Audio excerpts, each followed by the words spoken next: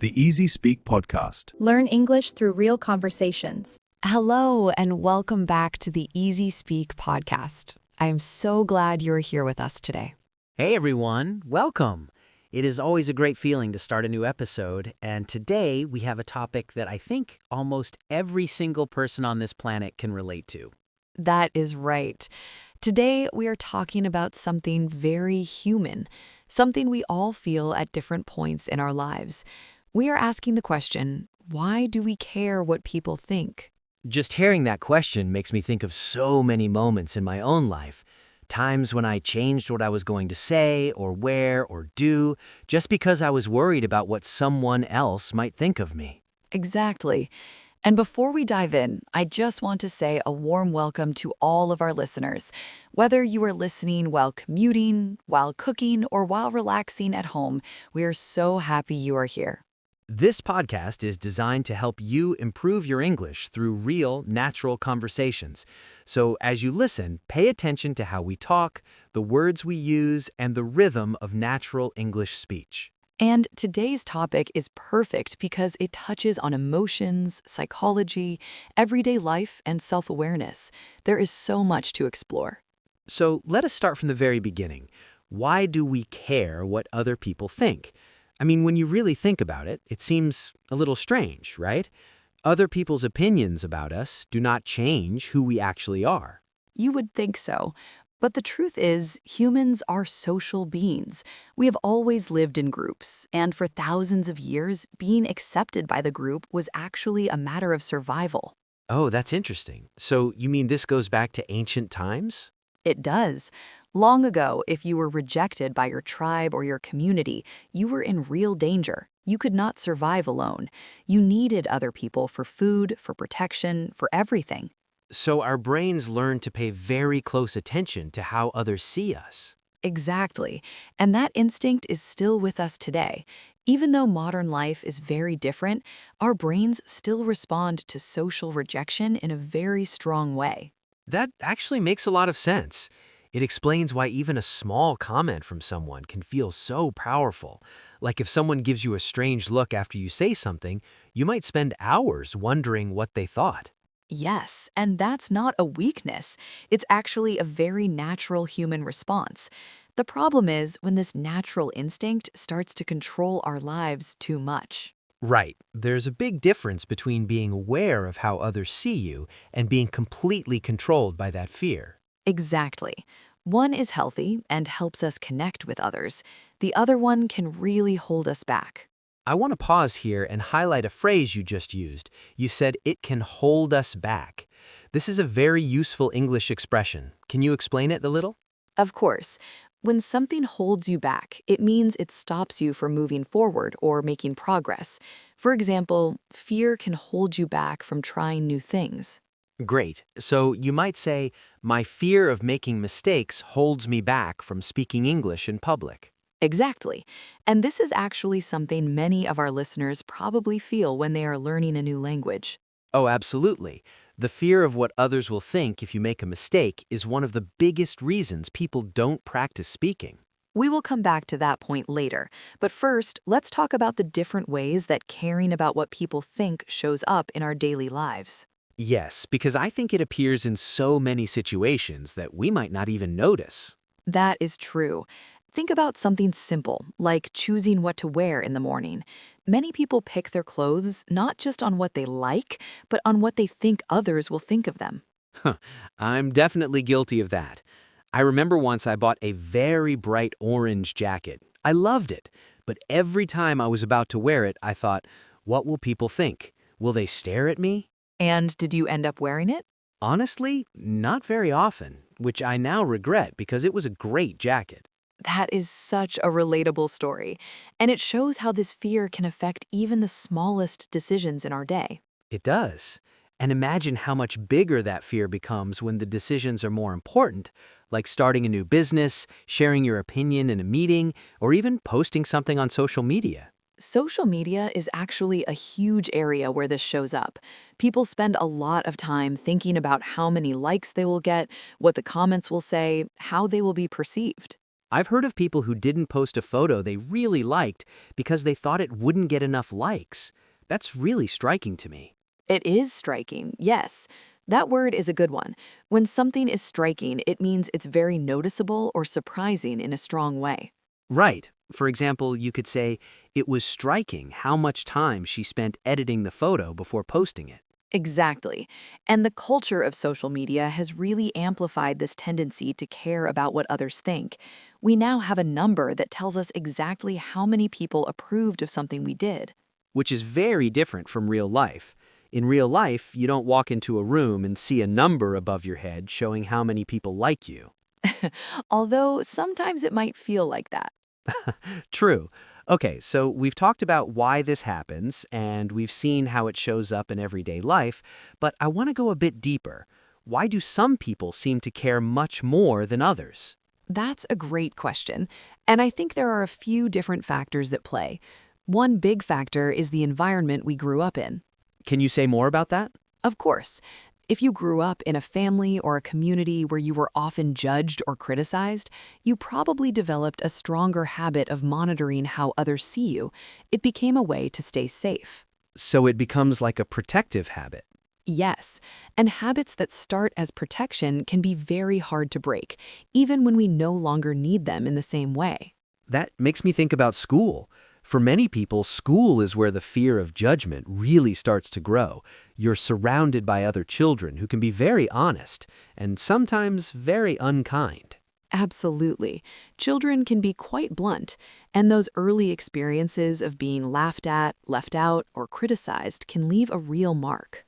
The word blunt is interesting. It means very direct and honest, sometimes in a way that is not very gentle or sensitive. Yes, you might say, he was very blunt when he told me I didn't like my idea.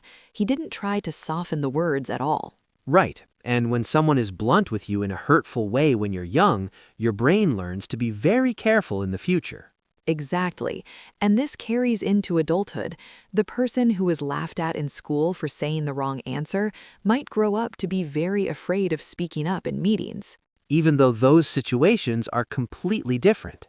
Right, because the brain doesn't always separate the past from the present so easily. It remembers the pain and tries to protect you from experiencing it again. So, in a way, our brains are trying to help us. They're just using old information that is no longer accurate. That's a beautiful way to say it. Yes, our brains are doing their job, but sometimes they need an update. I like that idea. Like updating the software on your phone, your brain needs a new version with better information about the world. Exactly. And that update doesn't happen automatically. It takes awareness, reflection, and often practice. Let's talk about some of the specific things that people worry others will think about them, because I think naming these things can actually help us feel less alone. Great idea. I think one of the most common fears is the fear of looking foolish or stupid.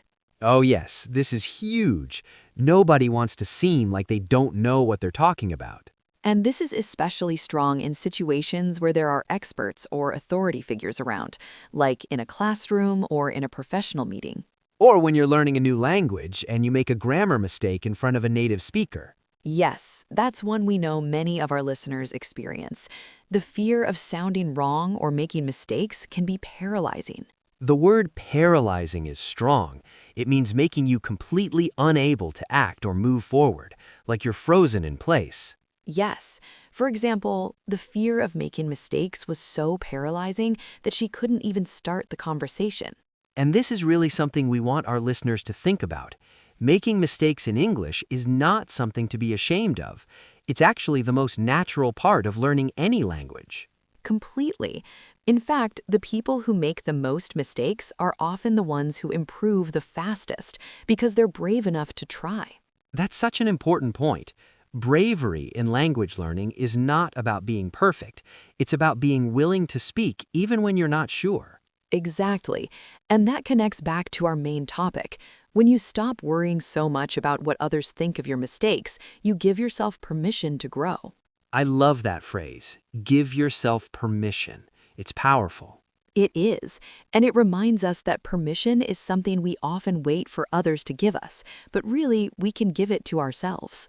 Okay, Let's shift a little and talk about some different types of social fear, because I think caring about what people think is not just one simple feeling. It comes in different forms.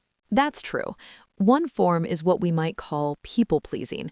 This is when someone constantly tries to make others happy, often at the expense of their own needs or feelings. People-pleasing. That's an interesting term. So a people pleaser is someone who always says yes, always tries to agree, always tries to make others feel good? Yes, even when they themselves feel uncomfortable or unhappy. A people pleaser might agree to do something they really don't want to do just to avoid disappointing someone. I think most people have done this at some point, agreed to go somewhere you didn't want to go or taken on a task you didn't have time for just because you didn't want to say no. Right, and occasional moments of this are normal. The problem is when people-pleasing becomes your default way of living, when you never express what you truly want or feel. Default is a good word there. When something is your default, it means it is your automatic, usual way of doing things, without even thinking about it. Yes, for example, saying yes is my default response whenever someone asks for help, even when I'm already overwhelmed. And when you live this way, it can create a lot of hidden stress, right? Because you are always carrying the weight of others' expectations. Exactly. And over time, people pleasers often feel exhausted, resentful, and disconnected from their own true selves. Resentful. Can you explain that word?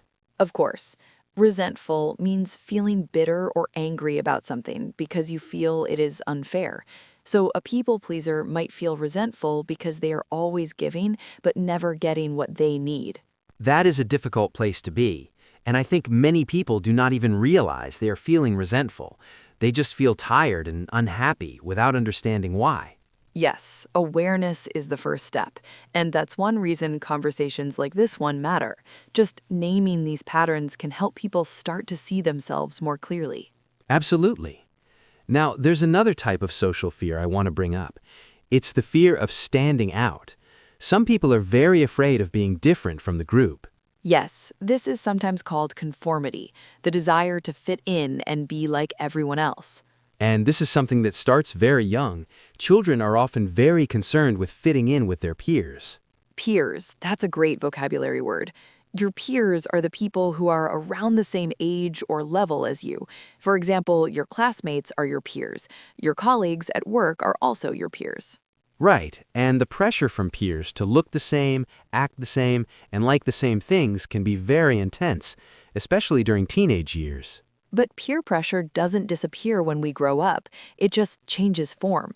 As adults, we feel pressure to have a certain type of job, a certain lifestyle, certain opinions, to match the people around us. It's interesting because on the surface, we all say we value individuality. We celebrate people who are unique and different. But in practice, many of us feel a very strong pull toward fitting in. That tension is real, and I think it creates a lot of confusion inside people. On one hand, you want to express who you truly are. On the other hand, you want to be accepted and liked. And those two desires do not always point in the same direction. Exactly. Sometimes being truly yourself means accepting that not everyone will like you. And that's one of the hardest things for humans to accept. Why do you think that is? Why is it so hard to accept that some people will not like us? I think it goes back to what we talked about at the beginning, the deep human need to belong.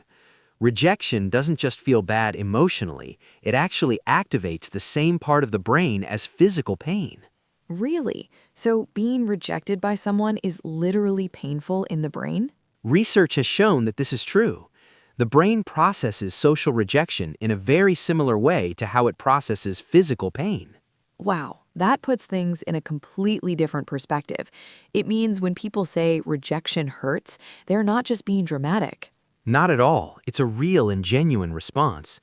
And once we understand that, we can be much more compassionate with ourselves and with others. Compassionate, that's a beautiful word. It means showing kindness and understanding towards suffering, especially the suffering of others. Yes, being compassionate with yourself means not judging yourself harshly for feeling hurt by rejection. acknowledging that it's painful, and giving yourself time and kindness. And being compassionate with others means understanding that when they're acting out of fear of judgment, they're probably just hurting too. Exactly. That person who criticized you might themselves be deeply afraid of being criticized. Fear tends to spread in circles. That's a thoughtful observation. Okay, let's talk about some practical ideas now, because I think our listeners are probably wondering, what can I actually do about this? How do I stop caring so much about what other people think? Yes, let's be practical. And I want to start by saying that the goal is not to stop caring completely. That wouldn't be healthy either. Right, because caring about others' perspectives is part of being a good person. You want to be aware of how your words and actions affect people. Exactly. The goal is to find a balance, to care appropriately, but not to let that caring control your decisions and your happiness. So what's the first step? I think the first step is awareness, simply noticing when you're making a decision based on fear of what others will think. Just observe it without judging yourself.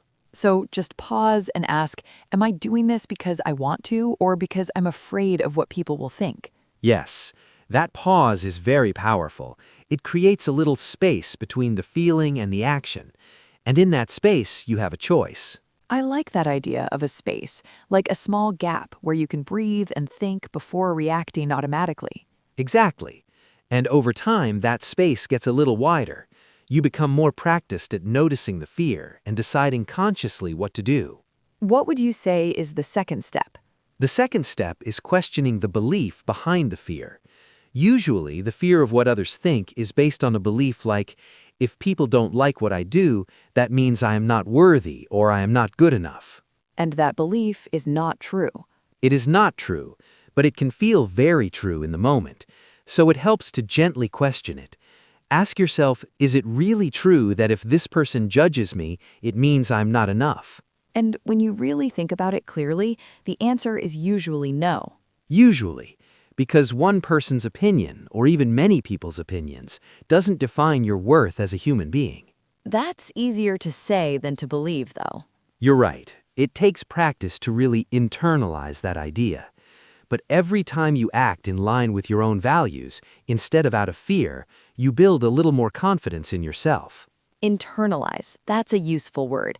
It means to absorb an idea or belief so deeply that it becomes part of how you naturally think and feel. Yes. For example, it took her years to internalize the idea that she was worthy of love even with her imperfections.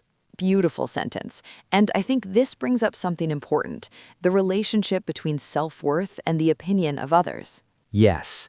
People who have a strong sense of their own self-worth are generally less shaken by criticism or disapproval. They can hear feedback without feeling destroyed by it. While people with a fragile sense of self-worth might feel completely undone by a single negative comment. Exactly. And building that inner security is long-term work. It involves knowing your own values, spending time with people who genuinely support you, and treating yourself with kindness. Let's talk about that, the people around us, because I think the company we keep has a huge effect on how much we care about social approval. Absolutely. If you are surrounded by people who are constantly judging, criticizing, or competing, you'll naturally become more defensive and more focused on being approved of. On the other hand, if you're surrounded by people who accept you as you are and celebrate your growth, you feel much safer being yourself. This is why choosing your social environment matters so much.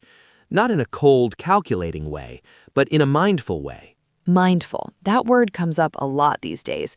What does it really mean to be mindful about something?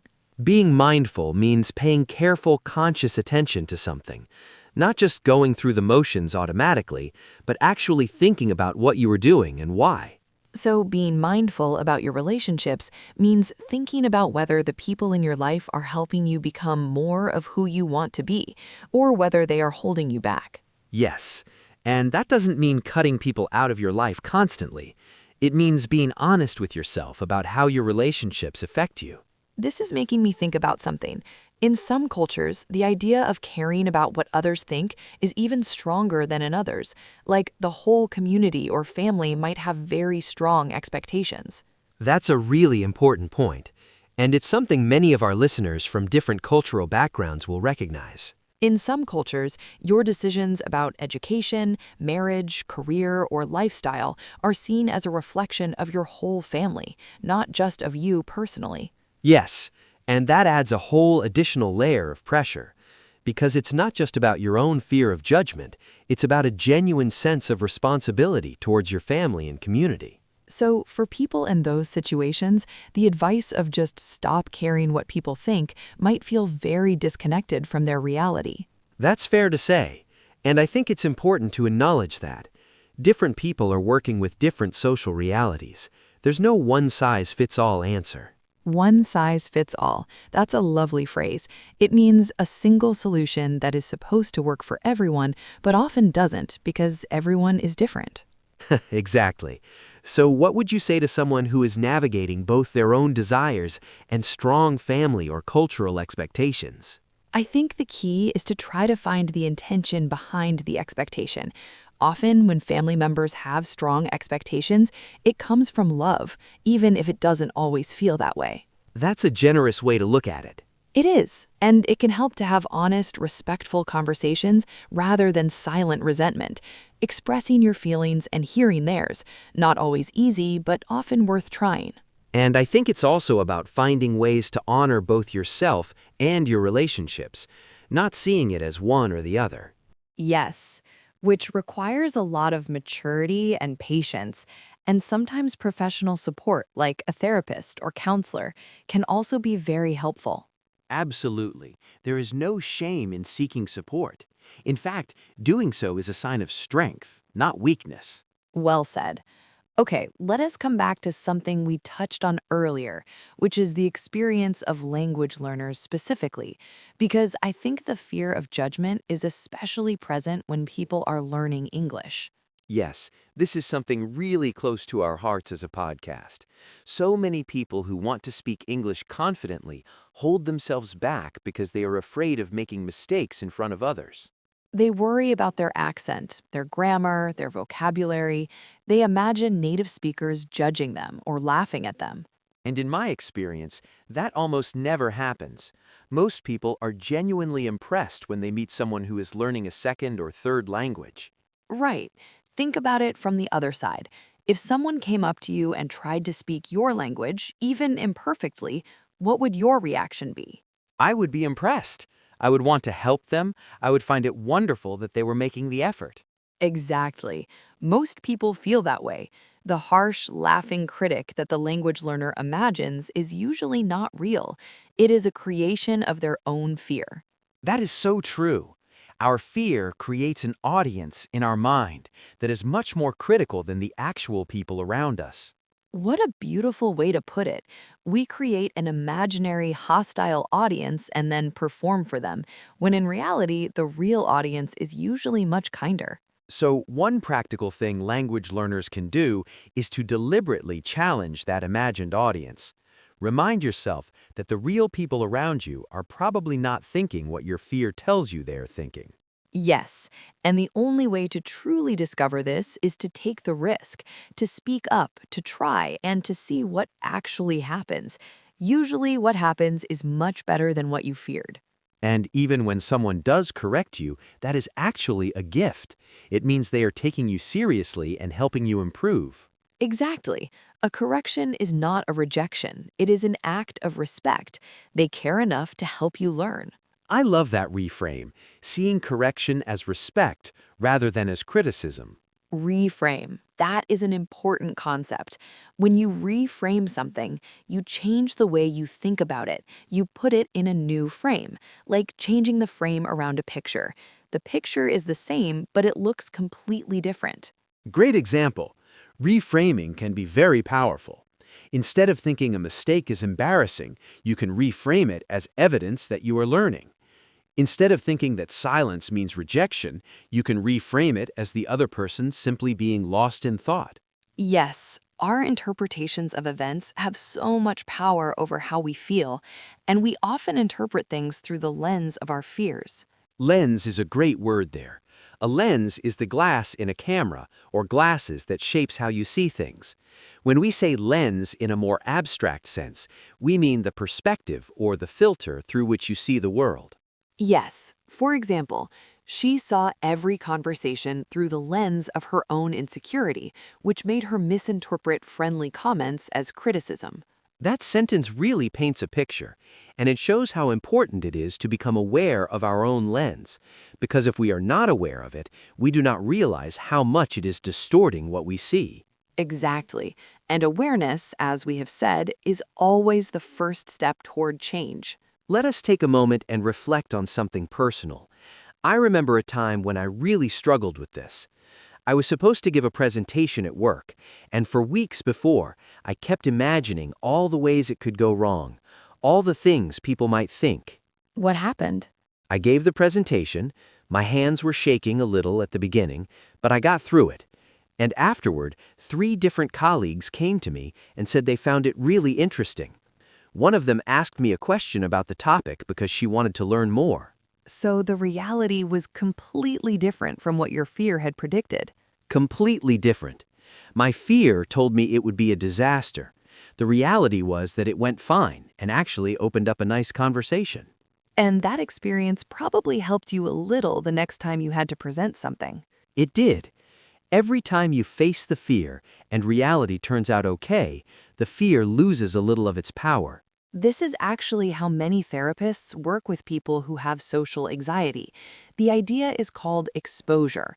By gradually exposing yourself to the feared situation, you give your brain new evidence, new information that the situation is not as dangerous as it thought.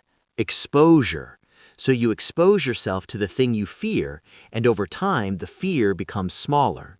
Yes, not overnight, but gradually. Each small successful experience is like a little update to your brain's threat database. I like that image, a threat database. And each time the experience is not as bad as expected, the database gets updated. Exactly. And eventually, the thing that felt terrifying starts to feel manageable, and sometimes even enjoyable. Okay, let us now talk about something a little different. I want to talk about the positive side of caring what people think, because we don't want to paint it as entirely negative. That's important to say. Caring about how others see us is not all bad. In fact, it's part of what makes us considerate and empathetic people. Right. If you have zero concern for how your actions affect others, that's actually a problem. That's the opposite extreme, and it can lead to careless or even harmful behavior. Yes, caring about others' feelings, caring about your reputation as someone who is honest and reliable, caring about the impact of your words, these are all healthy and valuable. So the question is not whether to care at all, but how much and in what way. Exactly. There's a healthy version and an unhealthy version. The healthy version guides you to be kind, thoughtful, and responsible. The unhealthy version paralyzes you and disconnects you from your own needs. How would you describe someone who has found a healthy balance? I would say there's someone who considers how their actions affect others, but who makes their final decisions based on their own values. They can hear criticism without being destroyed by it, and they can also accept genuine feedback and grow from it. They have what some people call a secure sense of self. Yes, a secure sense of self, meaning their identity doesn't collapse every time someone disagrees with them or disapproves of their choices. That sounds like something worth working toward. Definitely. And it's a process. Nobody arrives there overnight, but every small step towards self-awareness and self-acceptance brings you closer. Let us talk about self-acceptance for a moment, because I think it's deeply connected to this topic. It is. Self-acceptance means being at peace with who you are, not pretending to be perfect, not wishing you were completely different, but genuinely accepting yourself as a work in progress. Work in progress. I love that phrase. It acknowledges that you are not finished, but it also acknowledges that you are moving forward. Yes, a work in progress is not a failure. It's something alive and growing, like a garden that is not finished being planted. It's still beautiful and full of possibility. And when you accept yourself as a work in progress, you are less dependent on others' approval to feel okay about yourself. Exactly, because your sense of okayness comes from within rather than from outside. From within. That's the shift, is it not? Moving from seeking validation outside yourself to finding it within yourself. That's the great shift. And it doesn't mean you stop caring about relationships or stop valuing what trusted people in your life think. It means you have a foundation inside yourself that doesn't crumble when someone is critical or disapproving. Foundation, that's a good word, like the foundation of a building. When it's strong, the building can withstand a lot, but when it's weak, even a small pressure can make things fall apart. Yes, inner security is exactly that, a foundation that keeps you stable even when the outside world is shaky. I want to share something that I think many of our listeners will relate to.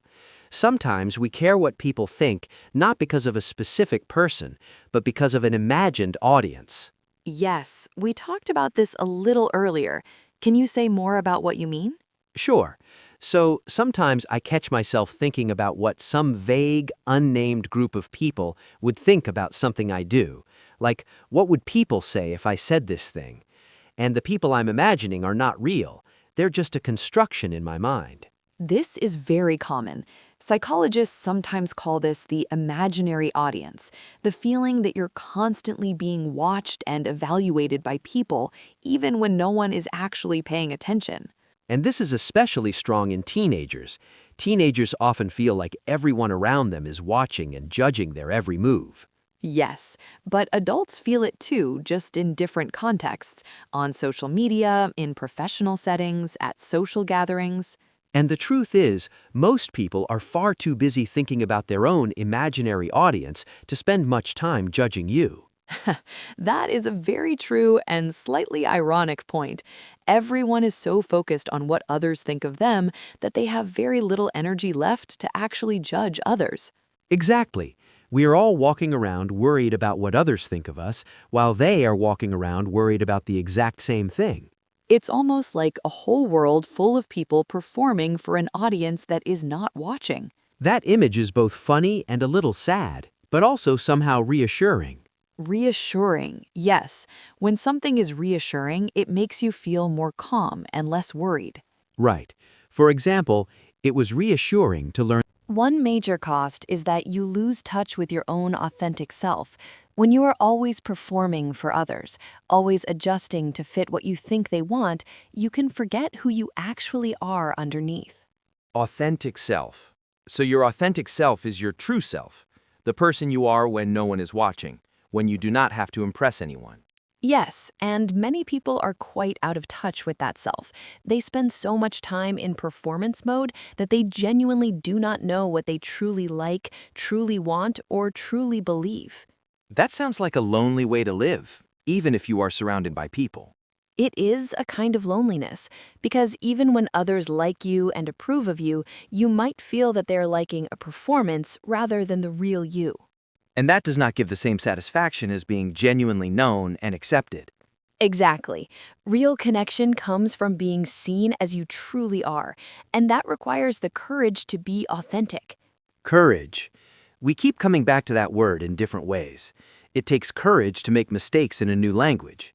It takes courage to stand out from the crowd. It takes courage to be authentic. Because all of these things involve risk. The risk that someone will not approve. The risk that someone will judge you. And that risk is real. Not everyone will like you when you are fully yourself. But the people who do like you when you are fully yourself, those connections are worth so much more. They are the connections that truly sustain you, that give you energy rather than drain it. This makes me think of a simple idea I once heard. You can be the ripest, juiciest peach in the world, and there will still be someone who does not like peaches. That is a wonderful saying, and it's so true. No matter how good you are, no matter how kind, how talented, how genuine, there will always be someone who does not appreciate it. And that's not a reflection of your value. It is a reflection of personal preference, which is completely normal and okay. Yes, different people resonate with different types of people. That's just the beautiful variety of human nature. Resonate. That's a lovely word. When something resonates with you, it feels true and meaningful to you, almost like a chord that vibrates in your chest. Yes. For example, her words really resonated with me. I felt like she was describing something I had felt for years but never had words for. And the goal is to find the people and communities where you genuinely resonate, where you feel at home, not because you are performing, but because you simply are. That's the dream, is it not? A community of belonging where you are valued for who you truly are. And it starts with being willing to show up as that true self, even when it's scary. Even when it's scary, which is perhaps the most important thing we have said today. Okay, let's start moving toward the end of today's conversation. Can we summarize some of the key ideas we have explored? Of course, we started by understanding where this tendency comes from. It's deeply rooted in our evolutionary need to belong to a group. For our ancestors, being accepted was literally a matter of survival. And that instinct is still active in our brains today, even when the situations we face are very different. We talked about how this shows up in daily life, in the choices we make about how we dress, what we say, what we post, and even in how we approach learning a new language. We discussed people-pleasing, conformity, the imaginary audience, and the fear of making mistakes, and we explored why some people struggle with this more than others. We also talked about the costs of living too much for others' approval, losing touch with your authentic self, feeling lonely even when surrounded by people, and building a life that belongs to someone else's expectations rather than your own. And then we move towards some practical ideas: awareness, questioning the beliefs behind the fear, reframing mistakes as learning, exposing yourself gradually to feared situations, and building a foundation of inner security through self-acceptance. We also talked about the healthy version of caring what others think, because caring about how we affect others is part of being a good person. The goal is balance, not indifference. And we talked about cultural context, acknowledging that different people navigate different social realities. There's no single answer for everyone. What a rich conversation. I feel like we could talk about this topic for another few hours. We probably could, but we want to be respectful of our listeners' time. So let's wrap up with a thought for you to take with you. I want to share a simple idea that I find very helpful. When you catch yourself worrying about what someone else thinks of you, try asking this question: would I still be making this decision if no one was watching? That's a beautiful question. It helps you separate your own true desires from the performance you are putting on for others. And whatever your answer is, you don't need to judge it. Just notice it. Just let it be information. Because self-knowledge is a gift, and the more you know yourself, the more freedom you have to make choices that truly belong to you. Before we close, we'd love to hear from you. Our question for today is this: when was the last time you made a decision based on what others might think, rather than what you truly wanted? What happened? Share your experience in the comments below. We genuinely love reading what our listeners write. Your stories and reflections make this community so rich and meaningful. And remember, you can write your comment in English even if it's not perfect. Practice is more important than perfection, and we're all here to support each other. If this episode spoke to you, please like the video and subscribe to the Easy Speak podcast. We publish new conversations regularly, all designed to help you improve your English while exploring meaningful ideas. And if you know someone who struggles with worrying too much about what others think, or someone who's learning English and feeling nervous about speaking, please share this episode with them. It might be exactly what they need to hear today. Thank you so much for spending this time with us. It really means a lot. It truly does. Take care of yourselves, be kind to your own hearts, and remember that you are enough exactly as you are, even while you are growing. Until next time, keep listening, keep practicing, and keep showing up as yourself. Take care, everyone. See you in the next episode. Bye for now.